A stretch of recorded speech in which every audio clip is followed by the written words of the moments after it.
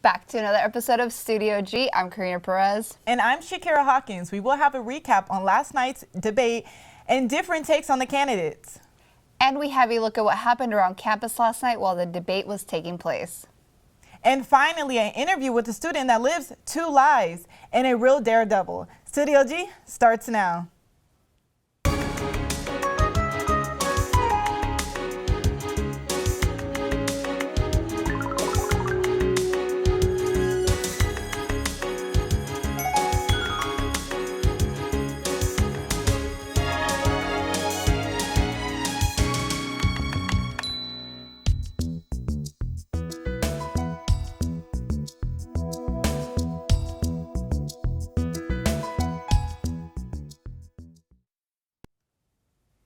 Nathan has a story on what the candidates have said throughout the final debate. Let's take a gander.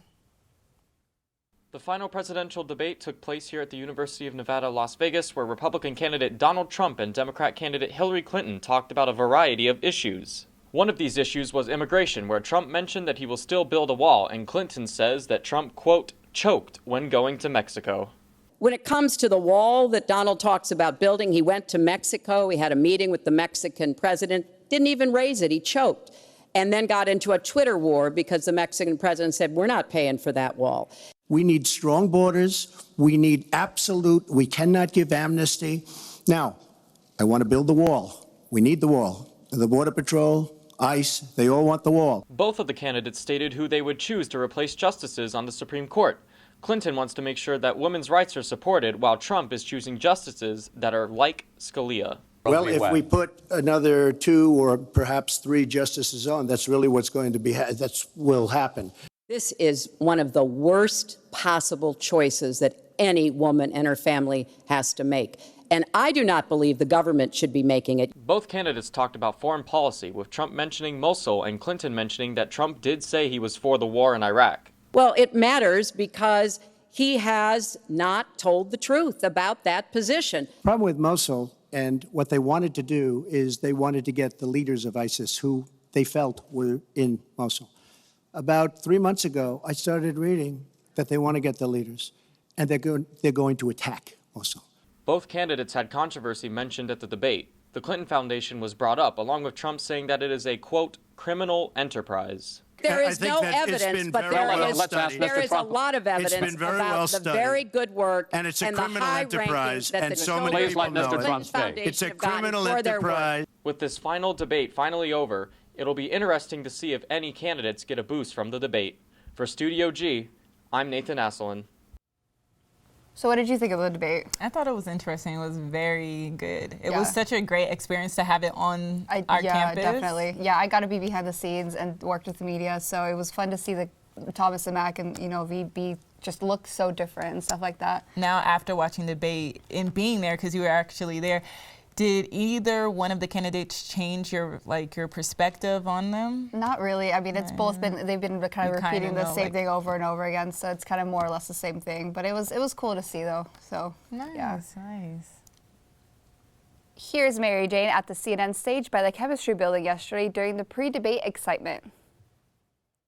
The final presidential debate has brought on a lot of publicity, which incorporates various news outlets like MSNBC and CNN. I'm here at the CNN stage at UNLV, where we are just 4 hours away and people are anxiously waiting for the final presidential debate.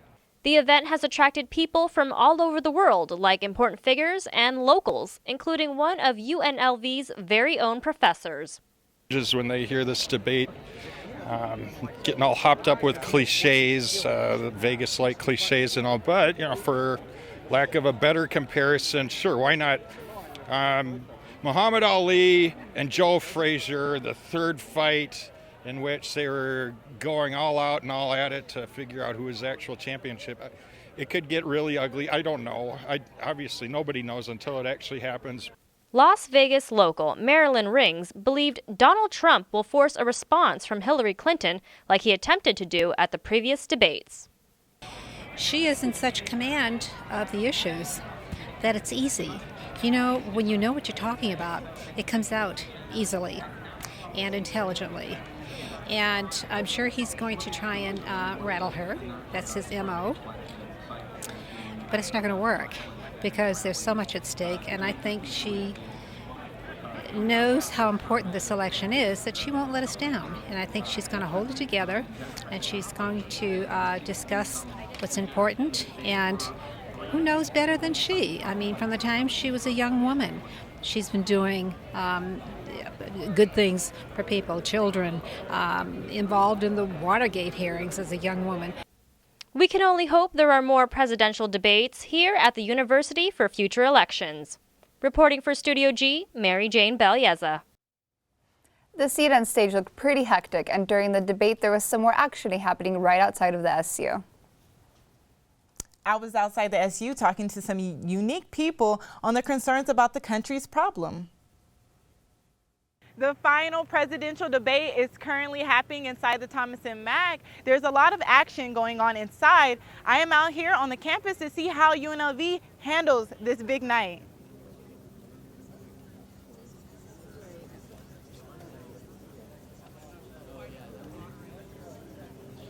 We're a leaderless movement for reform in banking. Okay. Yeah, we're asking who owns the growth of a $100 bill? Who is directing the currency right now? We're asking for a moratorium in any banking policy. For 1 year. For 1 year while everyone learns how currency is created. And this is you having a moratorium, and this is our own vote. So we're having a verifiable vote starting next year, August 21st, 2017. And then this is coinciding with a heavenly event of a total solar eclipse, which marks the beginning of a count for a verifiable vote all over the earth.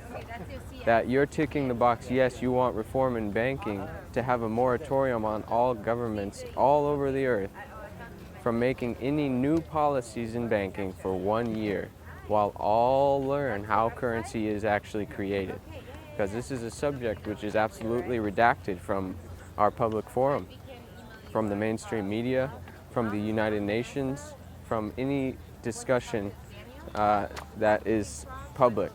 So this is the emphasis of what the Eclipse movement is about. We're restoring common law, and we're bringing awareness to banking policy being the top of the watershed in the current mess nest syndrome that is rampant all over the earth. There was a lot of unique people outside of debate, but you were actually inside. Can you tell us what was happening inside? Yeah, so I actually got to be inside the spin room during the debate. I saw some of the debate actually in the debate hall, but then I was in the spin room, and that was crazy as it was, especially right after the debate when you had all the... You guys talked to Omarosa too. How was that? Yeah, that was actually Rio who talked to her. So I saw her walk in. Yeah, there's a lot of people that walked in. There was Sarah Palin, Mark Cuban was hanging out in the spin room. I made eye contact with him. And then there was just like a whole bunch of other people, like Rick Perry, Sarah Palin. Yeah, really awesome people. So now we're just going to go to a quick little break. We'll be right back. As far as Studio G, at first it looks overwhelming, and at first it looks like it's a lot of work, but I'll tell you what, it's the most beneficial class I've had at UNLV to date, without a doubt. You get to not only develop stories and work on your interviewing skills, your editing skills, and your shooting skills from a camera perspective, you get to work on all the equipment that's in the studio.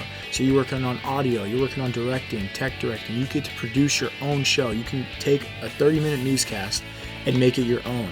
And that's really cool about Studio G. Like I said, a lot of it seems overwhelming at first, but it is by far the best class I've taken at UNLV since I've been here. Sunday evening jazz. I mainly play a lot of contemporary jazz music from the 1960s up until about 2012, 2013. When I go on, just explain who it was, the name of the song, the name of the artist, maybe the name of the album, their career. I just hope that everybody enjoys it and appreciate it for the kind of music it is and how great it is. My name is Sam, and I host Sunday Evening Jazz on the rebelhd2.com.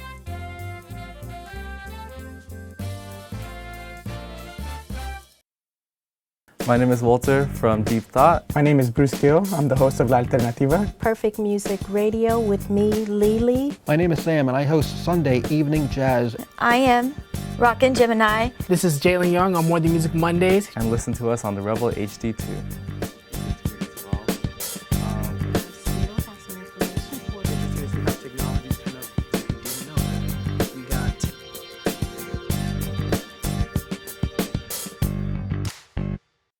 You don't get to do an internship, you have to do an internship. It's one of the requirements for a journalism major is you have to do an internship before you can graduate. Definitely having an internship as a requirement really helps push yourself out there and to just remind you that that your graduation is coming up soon. You're going to have to need some work experience in your career. So it's really good to put yourself out there early on, and they tend to help students a lot more. So when you do a student internship, it really helps out a lot.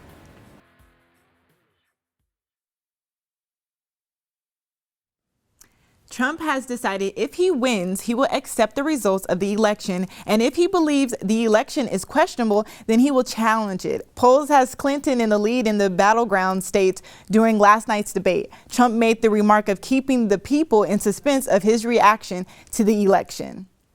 He announced this morning in an Ohio rally that he will file a legal challenge if the election seems questionable.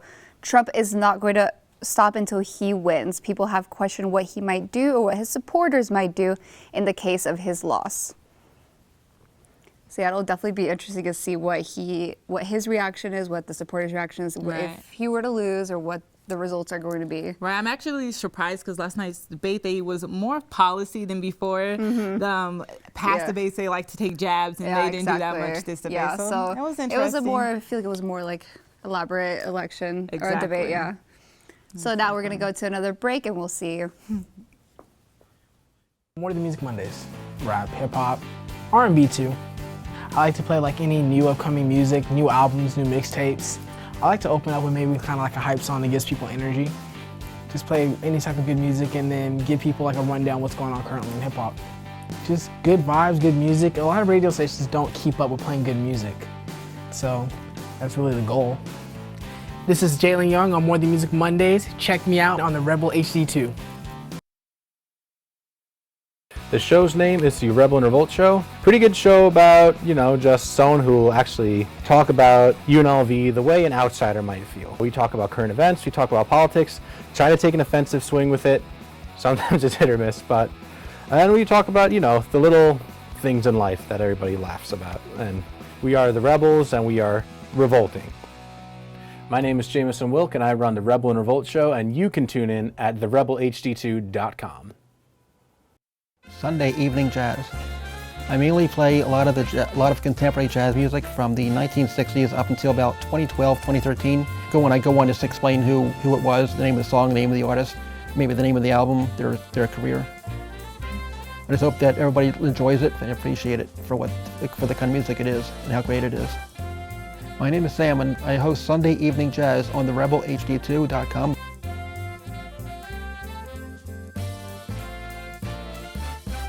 I really enjoy doing my show.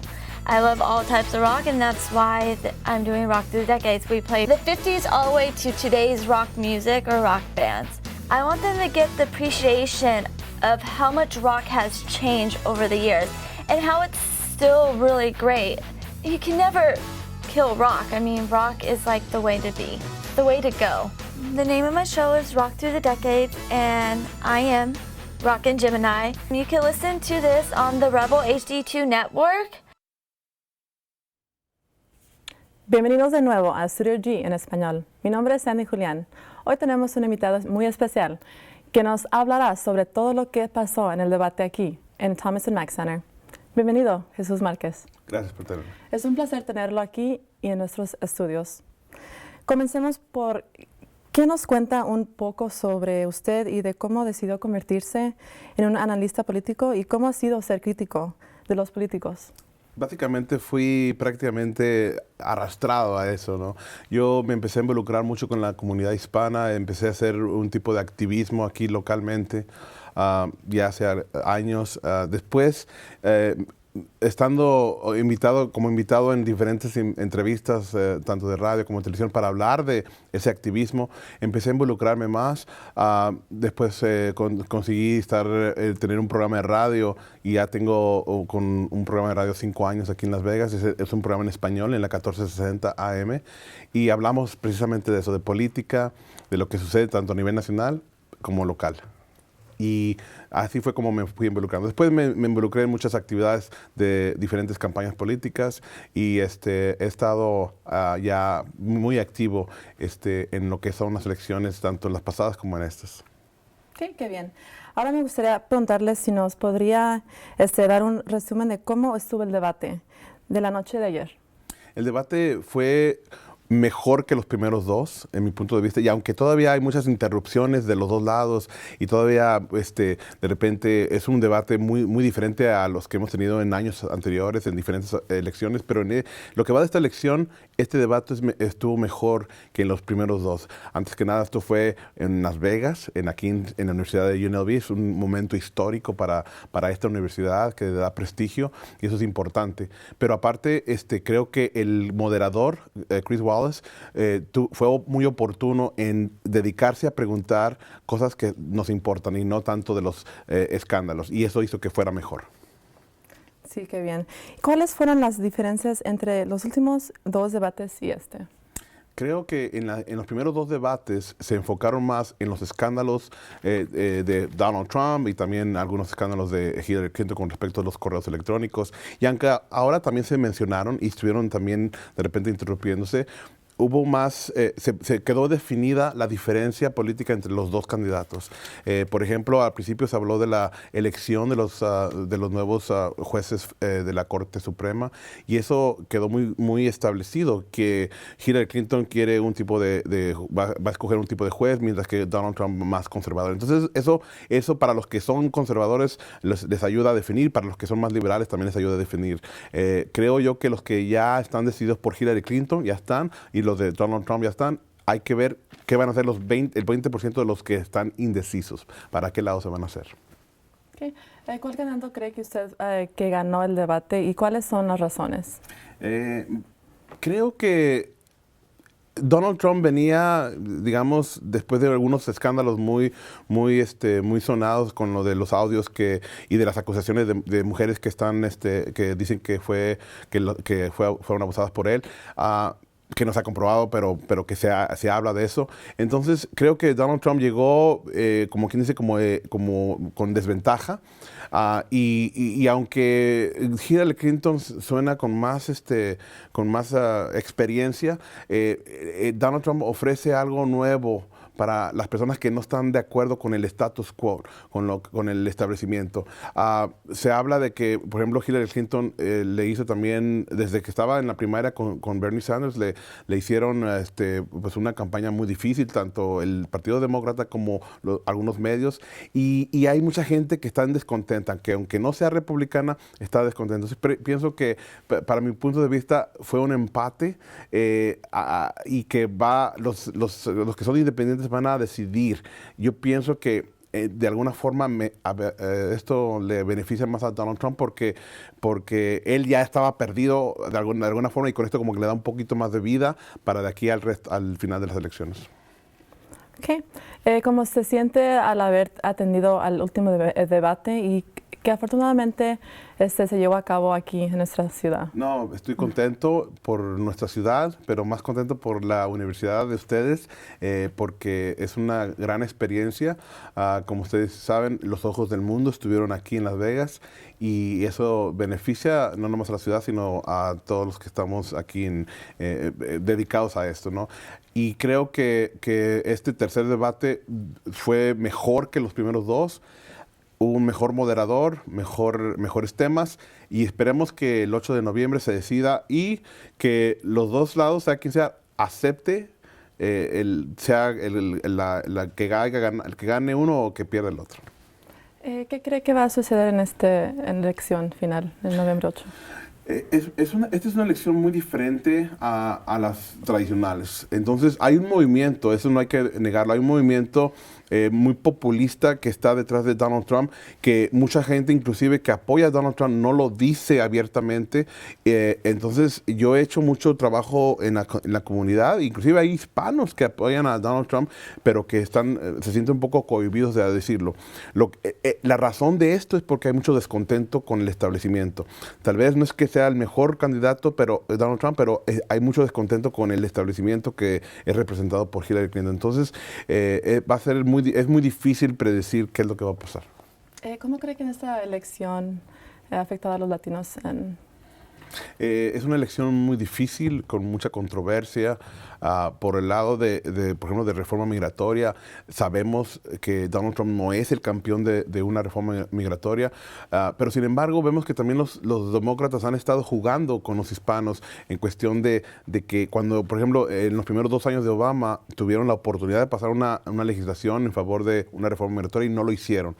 Quiere decir que tanto los republicanos como los demócratas están aventándose la pelota de un lado a otro. Tenemos que dejar de politiquerías y hacer algo por eso. Pero en cuestión de economía, vemos que nuestra gente, nuestras comunidades no está sobresaliendo. Hace falta mejor economía, mejores trabajos y hace falta un cambio. Ok, muchas gracias. Se nos terminó el tiempo. Muchas gracias a Jesús Márquez por acompañarnos esta tarde y gracias a ustedes por sintonizarse. Hasta pronto. Our Metropolis is a 30-minute show that airs every Tuesday evening at 91.5. You're going to hear Dr. Gary Larson along with our regular contributors talking about what matters to our community. And not only what matters, but why does it matter? We look at our community as a whole, but we also pay special attention to what's happening here at UNLV because that's our home as well. So looking at our Metropolis through the lens of a radio show really gives us the unique perspective to tell a story through words and through people, and I think it makes for a great program.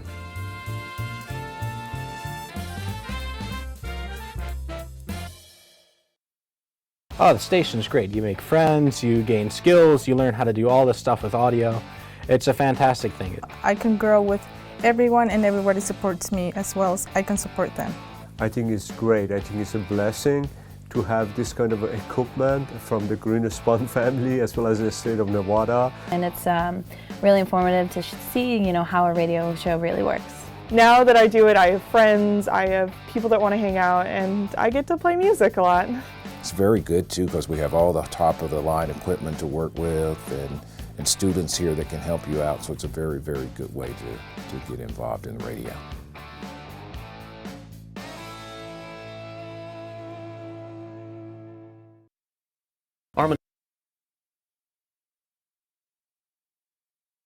Our Metropolis is a 30-minute show that airs every Tuesday evening at 91.5. You're going to hear Dr. Gary Larson along with our regular contributors talking about what matters to our community. And not only what matters, but why does it matter? We look at our community as a whole, but we also pay special attention to what's happening here at UNLV because that's our home as well. So looking at our Metropolis through the lens of a radio show really gives us the unique perspective to tell a story through words and through people, and I think it makes for a great program.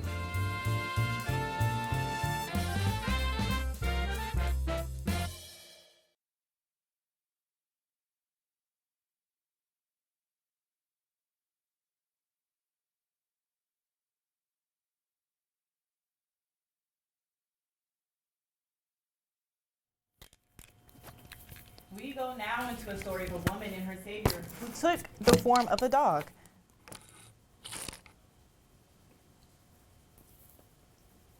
As the flames shot from the roof and smoke pondered out of the home, it wasn't for the Queenie's Dane service dog of 8 years. Her husband, who wasn't home at the time, knows that things might have turned out differently. That's really the only thing that matters. Okay, and then we're going to another VO, okay? Is it 103 after she's done?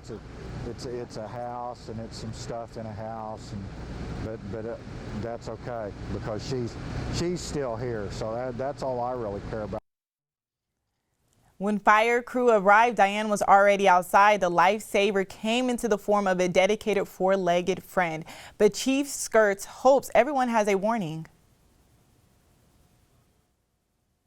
She had made it out to her car. She'd got her dog out, and she was able to make it outside without any injury. Not many people are going to have service dogs wake them up. Get those fire detectors checked, batteries, and if you need some help with that, please call your local fire district. I'm sure any of us will be willing to come out and check. That's why I think everybody needs a dog. I love my dog, and she's, that's what they're there for. They take care of us. I love dogs. I know. That's like the true definition of why people say like dogs are a man's best friend. Right. I think they're women's best friends because every like girl has a cute little puppy. I love dogs. Yeah. Yeah, I know. I have one dog, but she's getting a little older. What kind of dog is it? She's like a Maltese poodle. Oh, I have a pug. She's so lazy though. She wouldn't save anybody. Taking a leap of faith is not just a quirky saying for base jumpers in West Virginia this past weekend. Crowds gathered at the New River Gorge Saturday to watch jumpers take a plunge from a 900-foot bridge. Bridge Day 2016 gave thousands of people that drive over this bridge every day the opportunity to view it from a very different perspective, with people diving off the side of it. Thrill seekers and spectators came from all over to experience this new and exciting perspective. The weather's perfect, and watching the jumpers is a great thing. Some of them are shaking a little bit, some of them are nervous, some of them are excited, and then to see them plunge and to float through the air and then wait until the last minute to pull the cord, it's exciting. Some people are more about the action than spectating. People like Ricky Hoyt. Ricky is a base jumper that traveled 9 hours from upstate New York just for the chance to leap off the side of this bridge. Even after jumping 3 times that day, he admits still getting nervous. Yeah, it's nerve-wracking, even if you've done it. I mean, some of these guys are really good. Maybe they don't get nervous, but I get pretty nervous. Step off and you're good, hopefully. Wow, that didn't sound hopeful enough for me, but I'm glad those adrenaline junkies got their fix. UNLV holds hundreds of students studying journalism, but there's one student in particular who stands above the rest. Half writer, half musician, Jacob Lasky is one of UNLV's most unique students. Well, my journalism writing began in high school. I was about like a junior in high school. I took my first ever journalism class then, and then ever since then I just kind of grew more in love with writing and kind of developed more of a passion from high school. Although he's only a junior, Lasky has already built an impressive portfolio. I became the A&E editor over the summer, and I officially began actually doing work for it this semester for the fall. My biggest accomplishments so far are interviewing John Legend, Chrissy Teigen, Senator Harry Reid. I've also had work published in The Virtual Rebel, as well as Our Las Vegas. But he's just as active with the guitar than with his pen. I think the biggest music accomplishments I've had so far in my life are it's with my current band, Special K, which I play bass guitar in. But our biggest accomplishment yet with this band was we played at the Neon Reverb Music Festival, which was in March. And just recently, last week, we actually played here at UNLV in the PETA Plaza by the Student Union, so that was pretty interesting too. And whether he's on stage or in the editing room, people seem to love working with him. Over the summer, we had another assistant, another arts and entertainment editor. She left the company, and basically Jacob had to take over the summer, and he didn't have much training or much experience being an editor, but over the course of the fall semester, I feel like he's grown into his position, and I think he's doing really well here. If you'd like to check out more of Jacob's work, his band's music is available on its Facebook page, and you can also find samples of his latest articles on the UNLV Rebel Yell website. For Studio G, I'm Peter Lakasha. Thanks, Peter. And the website to check out Jacob's music is at www.facebook.com/special KODEST. Yeah, he's actually in a few of my classes. I didn't know he was so talented. Really? Yeah, I've known him for maybe 2 years now. So nice. Yeah, okay. So yeah. Who knew so many people had such special talents? Yeah, journalism students hold many hats. Exactly. Thank you for returning to Studio G. I'm Karina Perez. And I'm Shakira Hawkins. We will be covering the election in November, so make sure you guys tune in.